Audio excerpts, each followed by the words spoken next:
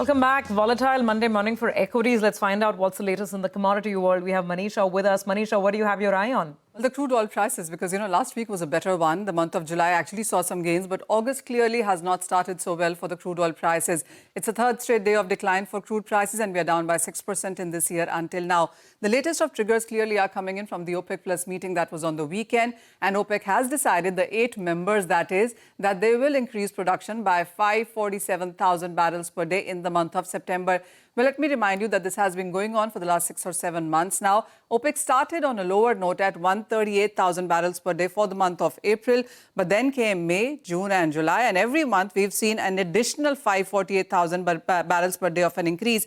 And for the month of August was 548 as well. What we are looking at September, and markets were imagining or thinking that there could be a pause, but clearly not. So we are looking at really strong supplies continuing from OPEC there.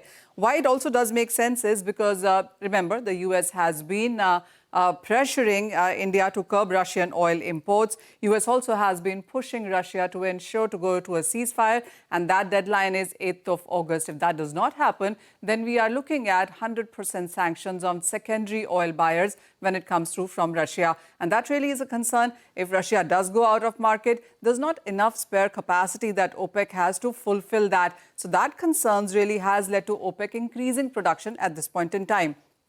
Also, when you look at the numbers, Russia in the first half of this year has been a top oil supplier to India, while India, of course, seems to be increasing its imports from US as well. And that percentage also has gone higher from 5 to 8%. But the first half still shows that 35% of overall oil supplies that India got were still from Russia. So this maths or calculation on how things will move going forward, whether India starts to import more from US or the OPEC share increases, are some of the factors that the street will watch out for. In focus in the meanwhile is the US President's decision on Russia that comes in on Friday. The US also has introduced, remember, most extensive and stringent of sanctions on Iran in the last 7 years. Some Indian companies have been impacted with that as well. So this continues to be quite edgy as in place. US tariffs also between 14, 15 to 40%. That start by the end of this week as well. So looking at all of that and impact therein, there is some profit taking that we've seen the crude oil prices start this week with. Right, Manisha, thanks very much for that.